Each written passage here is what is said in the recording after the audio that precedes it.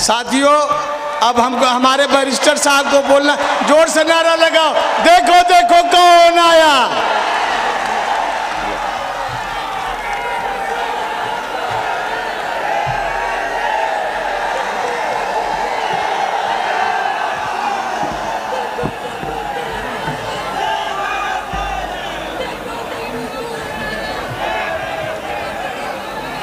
बिस्मिल्लाहिर्रहमानिर्रहीम। अस्सलामु अलैकुम वरहमतुल्लाहि वबरकातुहू। मोहतरम जनाब शौकत अली साहब, अध्यक्ष उत्तर प्रदेश मजलिस इत्तेहादुल मुस्लिमीन, मोहतरम जनाब शालम गुड्डू जमाली साहब, प्रत्याशी मुबारकपुर विधानसभा मजलिस इत्तेहादुल मुस्लिमीन, मंच पर बैठे हुए मास्टर विक्रम साहब, बाल रूप सरोज साहब, संजय बटोरा साहब, अमरचंद यादव साहब, दिनेश मौर्या साहब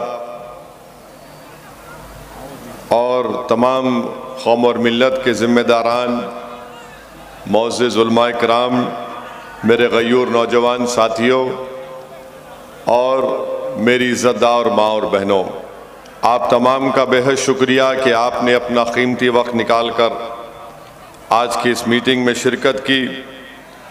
आपने तफसीली बात मोहतरम जनाब गुड्डू जमाली साहब से सुन ली।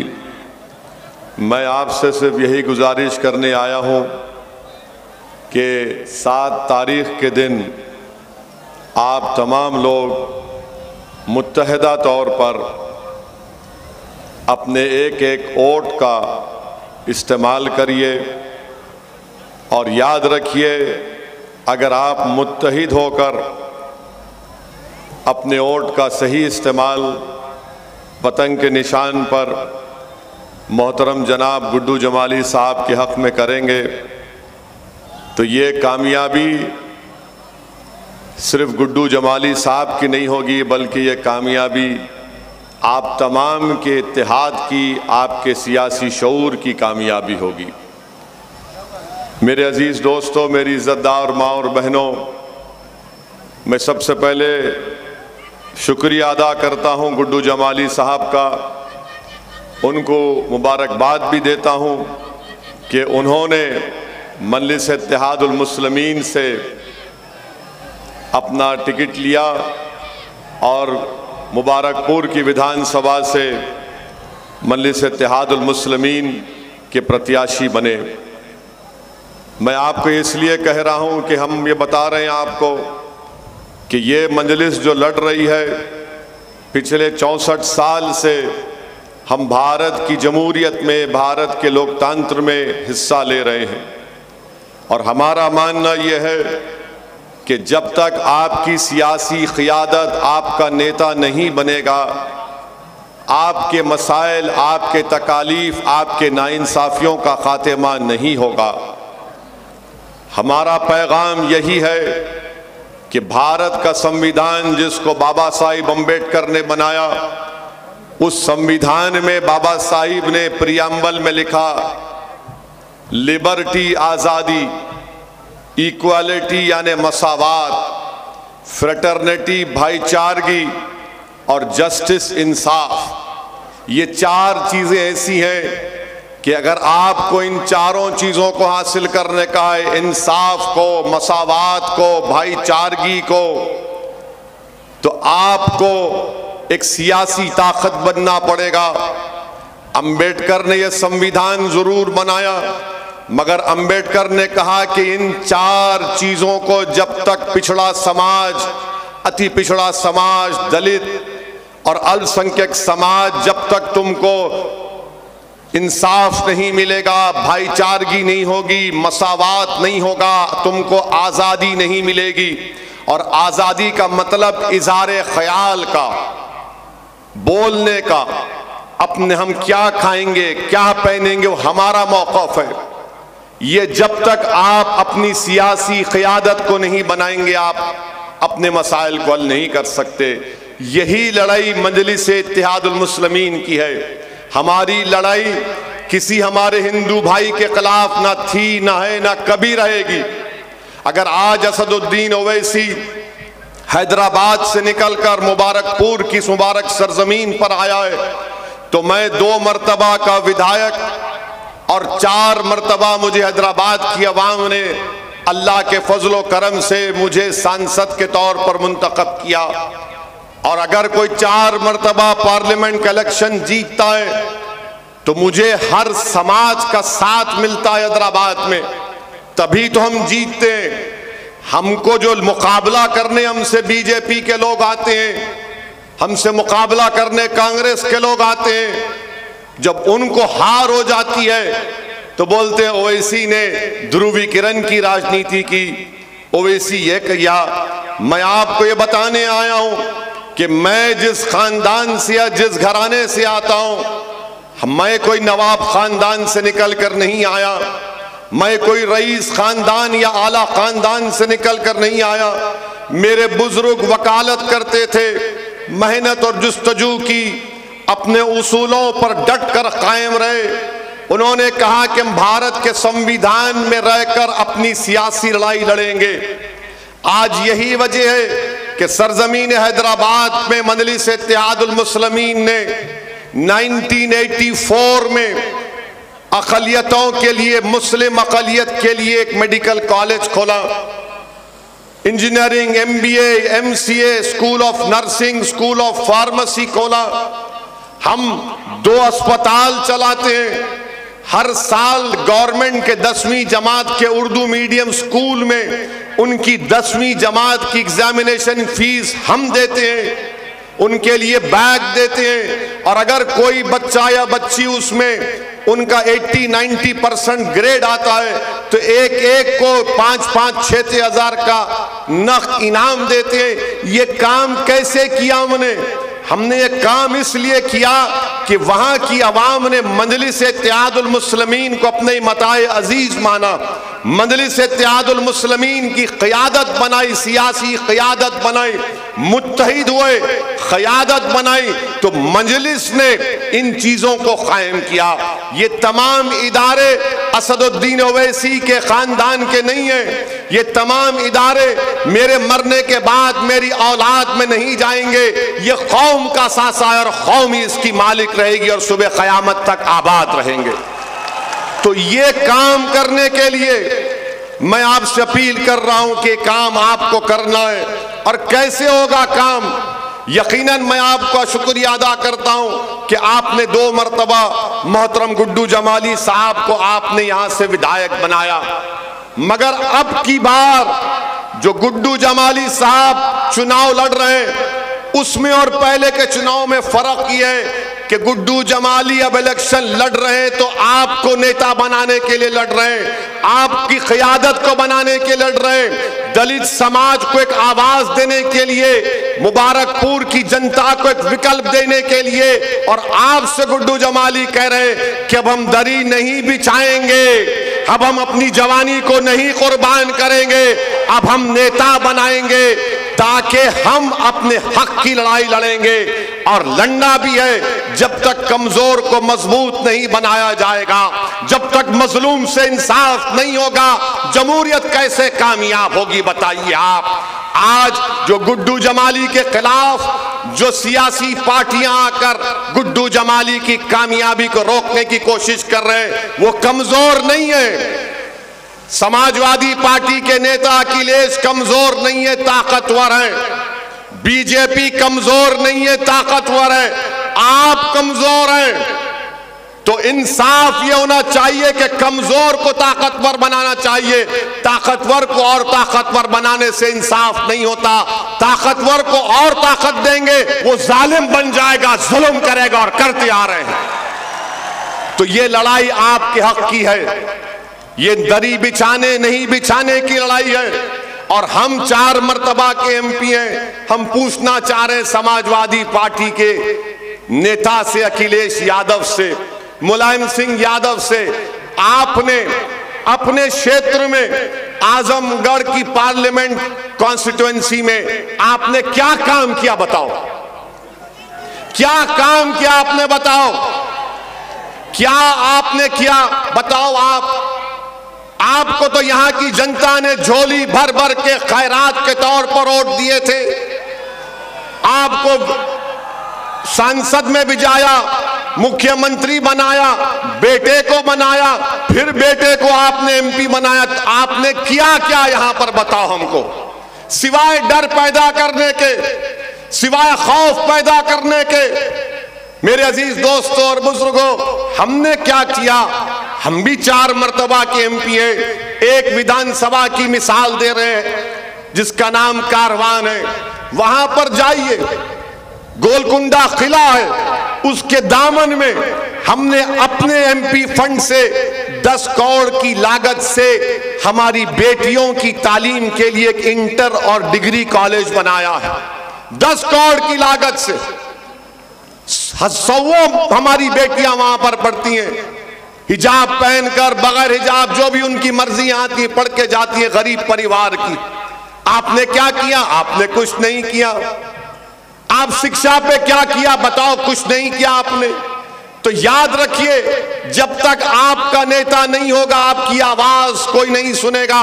अभी हमारे भाई गुड्डू जमाली ने कहा कि समाजवादी के लोग बोलते हैं कि अगर गुड्डू जमाली यहां से जीत जाएंगे, अरे जीतेंगे इंशाअल्लाह ताला। तो क्या करेंगे?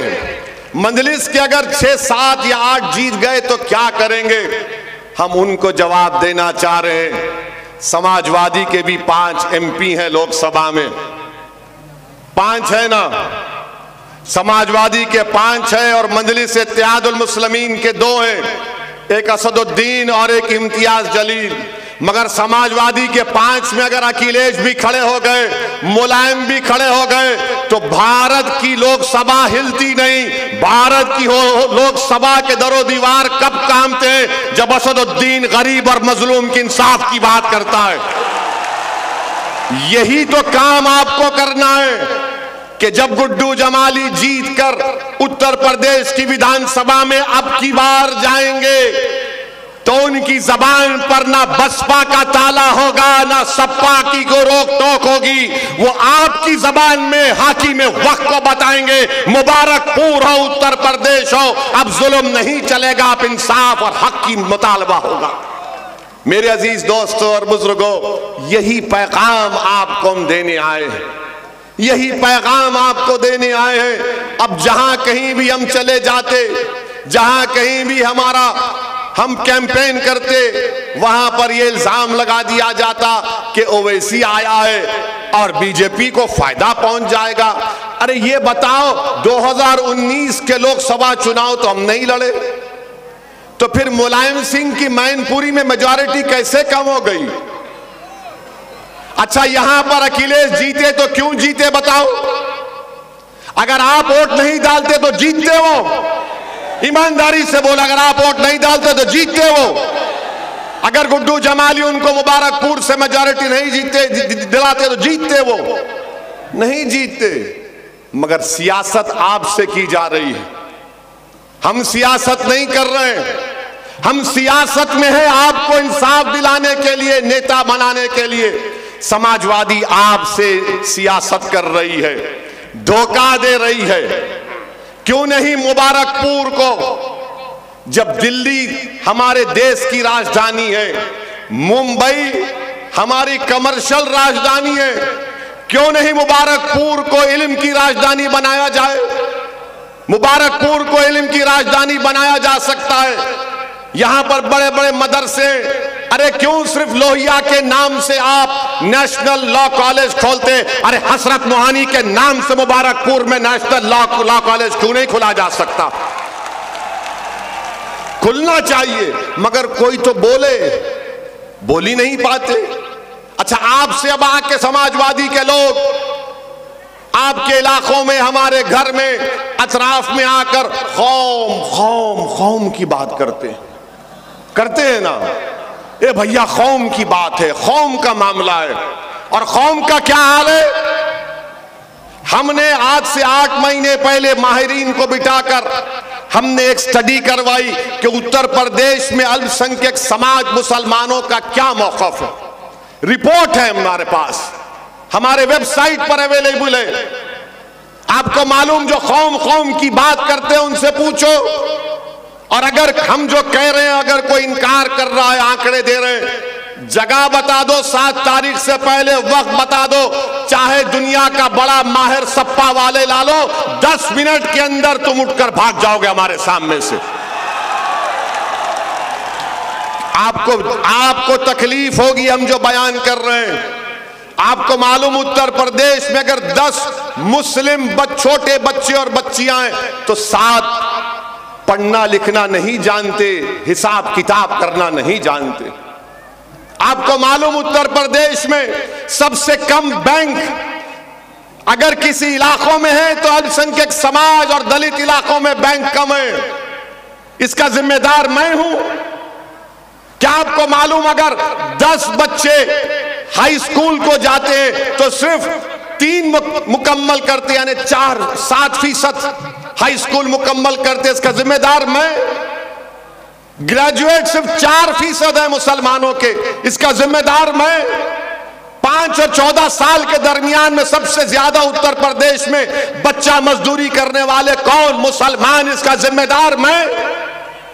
आप बताइए, सबसे कम जमीन किसी के पास 2 एकड़ है तो 2% भी नहीं है मुसलमान, इसका जिम्मेदार मैं हूं। आपको मालूम कि सबसे पहले 6 साल पहले कोई इस दुनिया से चला जाता है फॉरवर्ड क्लास से तो आप हैं। कौन जिम्मेदार है इसका? अगर मुबारकपुर में किसी मुस्लिम घर में एक घर में खर्चा 7 रुपये होता है तो वही दिल्ली हैदराबाद में 10 रुपये खर्च होते हैं। क्यों? इसका जिम्मेदार मैं। सबसे ज्यादा नौजवान अगर उत्तर प्रदेश, मुबारकपुर, आजमगढ़ छोड़कर मुंबई, दिल्ली, पंजाब जाता है तो मुसलमान, सबसे ज्यादा कमाकर पैसा वापस भिजाने वाला वो मुसलमान। फिर बताओ, इंसाफ क्यों नहीं होता? क्योंकि तुम्हारी आवाज नहीं है, तुम्हारा कोई नेता ही नहीं है। और ईमानदारी से हमारी बात का जवाब दो आप। क्या आपने कभी आंकड़े सुने आपके बर्बादी के? तुमने कभी सुना ये कि ये हाल जमीन पर हमारा करके रख दिए? इसीलिए हमको बदनाम किया जाता है कि ओवैसी भड़काऊ भाषण देता है। मैं भड़काऊ भाषण कभी नहीं दिया, ना दूंगा। मैं सच्चाई को बयान कर रहा हूं और जब तक अल्लाह जिंदा रखेगा सच्चाई को बयान करता रहूंगा। और एक बात हमारी सुनिए, और एक बात आपको समझाने के लिए, ताकि 7 तारीख को आप मुतमईन होकर आप वोट डालेंगे गुड्डू जमाली को इंशाअल्लाह। आपको हमने क्या कहा था? जिस समाज के पास नेता है उसी की आवाज को सुना जाता है। आजम खान मंत्री थे, आजम खान मंत्री थे ना? थे। मुख्यमंत्री अखिलेश थे। आजम खान जेल में क्यों है? उन्होंने मंत्रालय में किसी लोगों का ज्यादा नौकरी दे दी। आजम खान जेल में है और भैया हेलीकॉप्टर में फिर रहे। भैया सुनिए, भैया ने लखनऊ से आगरा की रोड बनाई, भैया ने स्टेडियम बनाया, भैया ने रिवर फ्रंट बनाया। राजा हरिश्चंद्र के जानशीन थे।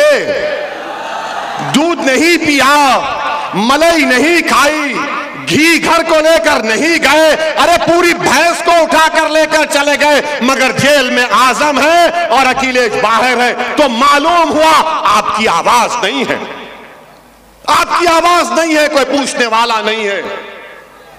बताओ, मोदी जी ने कहा था अखिलेश पे इतना इल्जाम, मोदी जी आप भी मिले हुए हैं क्या? मोदी को आजम का नाम पसंद नहीं है, मगर अखिलेश है तो कहते हैं कि भाई का बेटा है, आजम सौतेला है।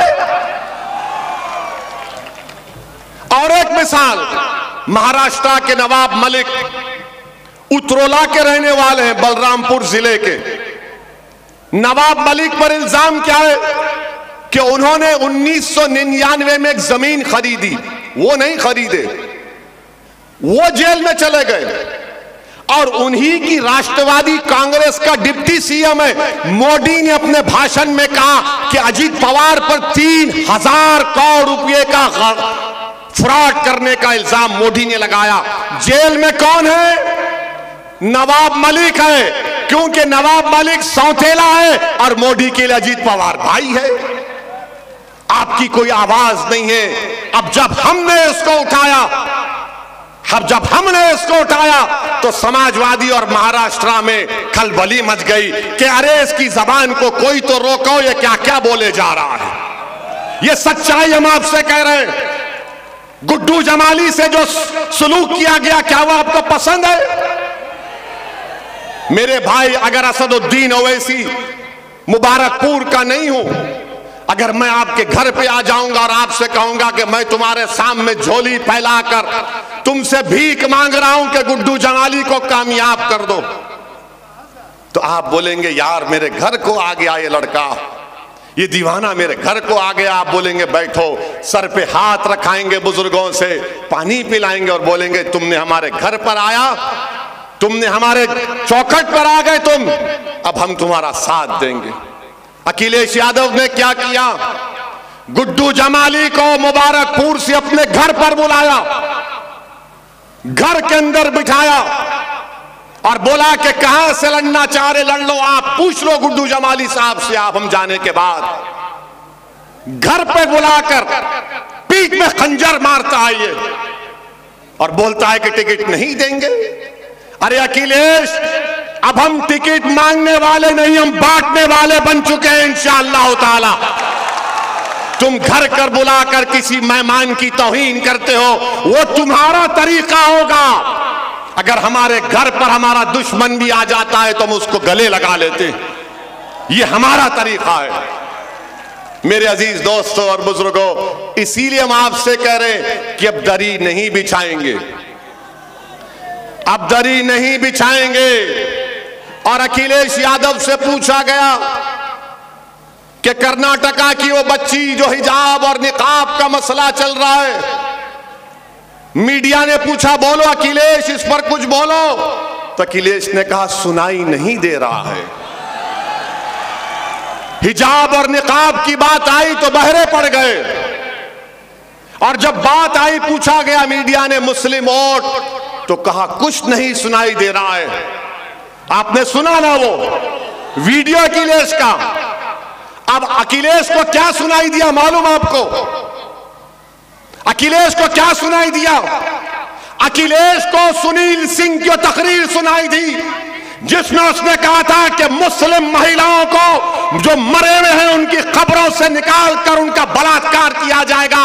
उसकी तकरीर को अखिलेश ने सुना। अब बताओ मुबारकपुर की जनता, तुम किसको सुनोगे? हिजाब और निकाब को सुनोगे या उन लोगों का साथ दोगे जो अखिलेश के साथ खड़े होकर हमारी मां और बहनों से इस तरह की रिकेक हरकत करना चाहते थे? तुम्हारे कान तो जिंदा है ना, अभी तुम्हारे कान में तो सच्चाई जा रही है। फैसला 7 तारीख को आपको करके बताना पड़ेगा। जिसने हमारे हिजाब और निकाब और मुस्लिम औरत की आवाज उसके कान तक नहीं पहुंची, मगर जो जुल्म करता है, जिसने बदतमीजी के अल्फाज अनाप शनाप बका, आज वो अखिलेश की पार्टी में अखिलेश के बाजू खड़ा है। ये फैसला आपको करना है मेरे अजीज दोस्तों, मेरी इज्जतदार मां और भाइयों। बताइए आप, और फिर इतनी कमजोर तो हम नहीं हुए हैं कि हम जमीर की आवाज पर कोई अच्छा फैसला ना ले पाए। मेरे अजीज दोस्तों और बुजुर्गों, मैं सलाम करता हूं कर्नाटका की उस बच्ची को। और आज भी हमने एक वीडियो देखा, वो बच्ची हिजाब पहनी हुई है, स्कूल को अंदर जा रही है और 3 बलवाई उसको रोककर बहस कर रहे हैं कि हिजाब पहनकर क्यों जा रही है। मैं मुबारकपुर से उस बच्ची को सलाम करता हूं और अल्लाह से दुआ करता हूं कि अल्लाह तुम्हारे जज्बे को जिंदा रखे, तुम्हारी नस्लों में सुबह क़यामत तक वो जज्बा अल्लाह जिंदा और बरकरार रखे। और यहां पर हमारे ये जो हमारे मुखालिफिन हैं, उन्होंने बोला ओवैसी ने हिजाब और निकाब को उत्तर प्रदेश में क्यों लाया? हमने कहा कि फिर क्यों नहीं लाएंगे? बोले क्यों? बोला भारत के संविधान की धज्जियां उड़ाई जा रही हैं। जिस संविधान को अंबेडकर ने अपने खून पसीने से बहाया, उसकी धज्जियां उड़ाई जा रही। उस संविधान में आर्टिकल 29 है, आर्टिकल 29 कहता है कि जिस किसी का जो कल्चर है वो उसका फंडामेंटल राइट है, मेरा फंडामेंटल राइट है। सुप्रीम कोर्ट ने कहा कि कौन क्या पहनेगा, क्या खाएगा, वो फंडामेंटल राइट है, राइट टू चॉइस। मैं सर पे टोपी पहनता था, पहनता रहूंगा। मेरे चेहरे पे दाढ़ी है, दाढ़ी रहेगी। मेरी बेटी अगर हिजाब निकाब करना चाह रही तो पहनेगी, क्योंकि संविधान इजाजत दे रहा है। अगर कोई माइका लाल बोलेगा कि हिजाब निकाब नहीं पहन सकते, सर पे टोपी नहीं लगा सकते, दाढ़ी नहीं छोड़ सकते, अरे माइका लाल तुम होंगे, मैं इस देश का बेटा हूं और कोई किसी में ताकत नहीं है कि मेरी शनाख्त को खत्म कर सके। मेरी शनाख्त रहेगी। हमने कहा कि जब ओवैसी, हमने कहा कि जब मैं पार्लियामेंट में सर पे टोपी पहनकर जाता हूं तो क्या मुझे कोई रोक सकता है पार्लियामेंट में? मेरे अजीज दोस्तों और बुजुर्गों, ये फर्क है। इनके 5 MP हैं, आपके 2 हैं, और 2 में से एक खड़ा हो जाता है तो बीजेपी के 300 MP खड़े होकर कोई बोलता बैठ जाओ, कोई बोलता खड़े हो जाओ, कोई बोलता क्या क्या बोलते हैं।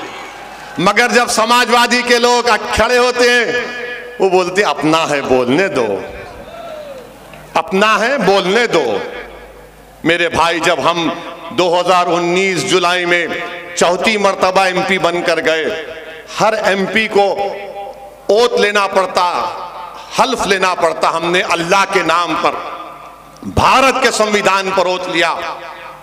इम्तियाज जलील मेरे साथ थे तो हमने, इम्तियाज जलील बोले असद भाई खामोशी बहुत है। हम बोले ठहरो अभी। जैसा हमारा नाम पुकारा गया, बीजेपी के 300 MP खड़े हो गए। इनको हम नजर आए तो ये मर्द होते, हमको देखकर ही नारे मारना शुरू कर दिए। क्या क्या नारे लगाए, बहरहाल बोल नहीं सकते, अनाप शनाप बहुत बका। हमने कहा ठीक है तुम पुकारो, हम हल्फ ले लिए। उसके बाद हमने कहा जय भीम, जय भीम, और कहा तकबीर, अल्लाह अकबर।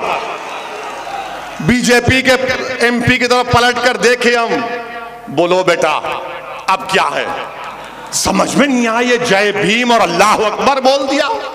बाद में बीजेपी के MP बोले ये कहां से आता तुम्हारे दिमाग में? हमने कहा दिमाग में आने का नहीं, ये हमारी सोच है जय भीम, ये हमारी सोच है जय भीम, और हमारी आवाज है अल्लाह अकबर। मेरे अजीज दोस्तों और बुजुर्गों, जो लोग आपसे कहेंगे कि मजलिस फिरका परस्त पार्टी है, हम उनसे बोलना चाह रहे हैं। एक मिसाल आपको देता हूं कि हमारी गाड़ी पर हमला हुआ, 4 गोलियां चलाई गई। 3 फरवरी को गोलियां चलाई गई, अल्लाह का करम था हम बच गए।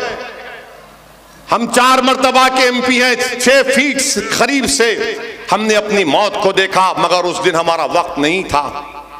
मगर जब हमारा भाषण हुआ पार्लियामेंट में, क्या हमने कहा जिस तरह राजीव गांधी ने कहा था कि जब एक पेड़ गिरता है जमीन पे तो जमीन हिल जाती है? क्या हमने कहा था कि रिएक्शन का काउंटर रिएक्शन होगा? क्या हमने किसी मजहब के बारे में कहा, किसी समाज के बारे में कहा कि इनका वो समाज से है, वो रिलीजन से नहीं कहा? हमने क्या कहा भारत की पार्लियामेंट में? इनको कट्टर कौन बनाया, कट्टरपंथी कौन बनाया इनको?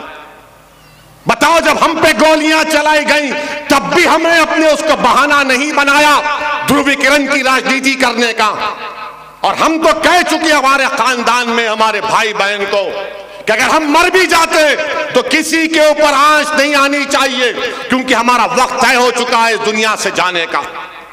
हमको डर नहीं है मौत से, याद रखिए, हम बिल्कुल डर नहीं है मौत से। डर इस बात का है कि जब जमीन में जाएंगे, जब हिसाब किताब होगा, पूछा जाएगा कि बताओ, जब मैदान होगा, हिसाब किताब होगा, उस दिन का डर है हमको। इस दिन के इन लोगों से नहीं डरते हम, इनके बाप से, इनके दादा से, इनकी आल औलाद से नहीं डरते हम।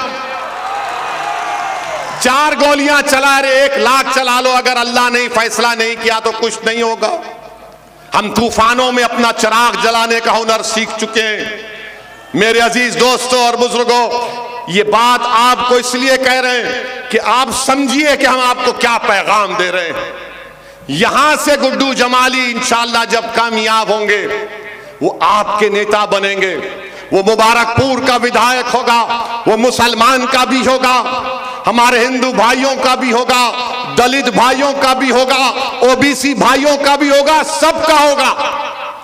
बीजेपी का भी प्रत्याशी है, समाजवादी का भी है, दूसरी पार्टी का है, मगर वो कौन है जिसको देखकर सब कहते हैं कि हाँ ये शरीफ है, इस पे हमको भरोसा है, उसका नाम गुड्डू जमाली है। मेरे अजीज दोस्तों और बुजुर्गों, आपसे अपील कर रहे हैं कि 7 तारीख के दिन अपना एक एक वोट पतंग के निशान पर लगाइए। डरने और घबराने की जरूरत नहीं है, हरगिज मत डरिए, हरगिज मत डरिए। और आप जानते हैं कि हम हमारे अंसारी भाइयों को भी पैगाम देना चाहते हैं कि मालेगांव में मजलिस इत्तेहादुल मुस्लिमीन के विधायक मुफ्ती इस्माइल, जो दारुल देवबंद से पढ़े हुए मजलिस के विधायक हैं और महाराष्ट्र की विधानसभा में मजलिस के लीडर भी हैं। मैं हमारे अंसारी भाइयों की, बुनकर भाइयों की तकलीफ को जानता हूं कि कैसे ये मोदी सरकार ने कस्टम ड्यूटी कॉटन पर बढ़ा दी, 10% कर दी, रॉ सिल्क और सिल्क यार्न पर 10 से 15% कर दी, कच्चे धागे पर 5% कर दिया, फिनिश गुड्स पर 12% कर दिए। मेरे अजीज दोस्तों और बुजुर्गों, हम अपने बुनकर भाइयों से भी कह रहे हैं कि सिर्फ गुड्डू जमाली आपके साथ नहीं है, असदुद्दीन ओवैसी भी आपके साथ खड़ा हो जाएगा। आप अकेले मत समझिए अपने आप को, आप अकेले हरगिज मत समझिए, हम आपके साथ खड़े हैं। मेरे अजीज दोस्तों और बुजुर्गों, एक और अहम बात, वरना ये समाजवादी के लोग बोलेंगे हमारे ही पीछे पड़ गए, भाजपा को नहीं बोले। हमारा भाषण सुनने आते समाजवादी के लोग, सुनकर बोलते तोलते हैं, हमको इतना बोले, इनको इतना कम बोले। एक बात सुनो समाजवादी के लोगों, तुम्हारा नेता अखिलेश और उत्तर प्रदेश का मुख्यमंत्री योगी, दोनों में कोई फर्क नहीं है, दोनों में कोई फर्क नहीं है। ये राम और श्याम की जोड़ी है। लगता है कि किसी पुराने उसमें बिछड़ गए थे, अब मिल रहे हैं, मिल रहे हैं। हाँ, मेले में बिछड़ गए थे, ये झूले पे चढ़ गए, वो नीचे रह गए थे, अब मिल रहे हैं। इनके दिल मिले हुए हैं, इनकी सोच मिली हुई है, इनका एक ही मकसद है। अगर आप जाकर समाजवादी के लोगों से बोलेंगे बताओ अखिलेश तुमने आजमगढ़ में कितने स्कूल खोले, तो अखिलेश बोलेंगे भाग, बीजेपी को हराना है। आप जाके बाबा से पूछेंगे बाबा अल्पसंख्यक समाज दलित को स्कूल, तो बाबा बोलेंगे मुल्ला जी क्यों पढ़ेंगे, पढ़ने की जरूरत नहीं है। ये हाल बनाकर रख दिए हमारा, आपकी कोई इज्जत नहीं है, आपका कोई मान सम्मान नहीं है, क्योंकि समाजवादी ये जानती है कि आप कहां जाएंगे इनको छोड़कर। याद रखो, आप कल तक आपके पास कोई मुतबादिल नहीं था, विकल्प नहीं था, आज आपके पास एक विकल्प है, मुतबादिल है, उसका नाम मजलिस इत्तेहादुल मुस्लिमीन है, उसका नाम गुड्डू जमाली है। आप अगर एक गुड्डू जमाली को कामयाब करेंगे तो लो याद रखिए, उत्तर प्रदेश की विधानसभा में आप रोज गुड्डू जमाली की आवाज सुनेंगे, रोज लड़ेगा आपके लिए। और गुड्डू जमाली को अल्लाह ने बहुत दिया है, गुड्डू जमाली किसी का मोहताज नहीं है, ओवैसी को अल्लाह ने बहुत दिया, हम किसी के मोहताज नहीं है, हम तो हमेशा अल्लाह के मोहताज थे और हमेशा अल्लाह के मोहताज रहेंगे। और जब कभी हमको तकलीफ होती है तो हम दुआ करते हैं कि हस्बुनल्लाहु व निअमल वकील, हस्बुनल्लाहु व निअमल वकील, अल्लाह हमारे लिए काफी। मेरे अजीज दोस्तों और बुजुर्गों, आपको यही पैगाम देने आए हैं कि मुत्तहिद हो जाइए, अपना एक एक वोट का इस्तेमाल करिए। पतंग का निशान आपका निशान है। 7 तारीख के दिन मुबारकपुर के आसमानों में सिर्फ पतंग नजर आना चाहिए। उन लोगों का साथ मत दीजिए जो आपकी बर्बादी के जिम्मेदार हैं। उन लोगों का साथ मत दीजिए जो आपको दूसरे दर्जे का शहरी बनाना चाहती हैं। मैं हमारी इज्जतदार माँ और बहनों से भी अपील कर रहा हूं कि आप भी सरपरस्ती करिए हमारी, आप भी हमको राह दिखाइए। और मैं सलाम करता हूं उन नौजवानों को जिसके ताल्लुक से समाजवादी के लोग कहते हैं कि ओवैसी का भाषण सुन के नौजवान जज्बाती हो जाता है। अरे जज्बात ही सब कुछ है, अगर जज्बात नहीं है तो जिंदगी नहीं है। मैं सलाम करता हूं नौजवानों को जो जज्बाती हो जाती हैं। अपने जज्बात को काबू में रखिए, अपने जज्बात को सही राह दिखाइए और 7 तारीख के दिन पतंग के निशान पर वोट लगाइए। और आखिर में आपको बताना चाहते हैं कि आजकल अमित शाह के बारे में बोल के खत्म करते हैं। हमसे कहा गया कि अमित शाह के बारे में बोलिए। आजकल अमित शाह ने, उनकी एक तकरीर किसी ने हमको भिजाई, भाषण उनका, वो आजकल जैसा बाबा मौसम वैज्ञानिक बन चुके हैं। मैं 10 तारीख के बाद आजमगढ़ से हवा निकाल दूंगा। बाबा ये कौन सी मशीन आपके पास है हवा निकालने की? आप क्या पेंचिश के डॉक्टर बन चुके हैं? हाँ, क्या आप पेंचिश के डॉक्टर बन चुके हैं? तो अमित शाह ने अपने भाषण में कहा वो समय के यात्री बन चुके हैं, समय के यात्री। उन्होंने एक जगह पर कह दिया कि मैं 2030 में यहां पर आया था। अरे कहां पर आए थे भाई आप? फिर एक जगह कह दिया मैं 2080 से मोदी जी के साथ हूं। क्या शाह साहब, आप तो समय के यात्री हैं, 30 में भी चले गए, हम तो 22 में ही फंसे हुए हैं। 2080 में चले गए, हम 22 में ही फंसे हैं। बहरहाल बीजेपी हर महाज पर नाकाम साबित हो रही है। और हमारी बात को याद रखिए, जैसा मतदान हो जाएगा शाम तक पेट्रोल डीजल और गैस की कीमतों में इजाफा हो जाएगा, ये इजाफा हो जाएगा। याद रखना हमारी बात को। इसीलिए आप पे जरूरी है कि आप यहां से गुड्डू जमाली साहब को कामयाब करिए।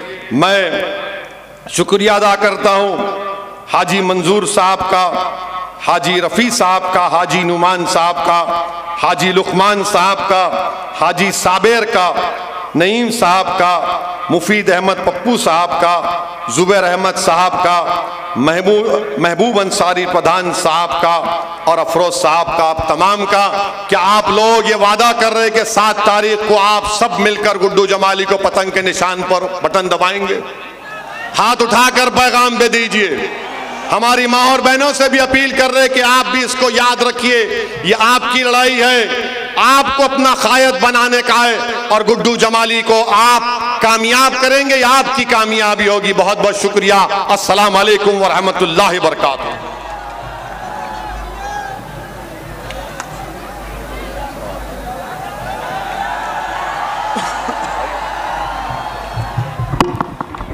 गुड्डू जमाली जिंदाबाद, गुड्डू जमाली जिंदाबाद। शांत हो गए, शांत हो गए।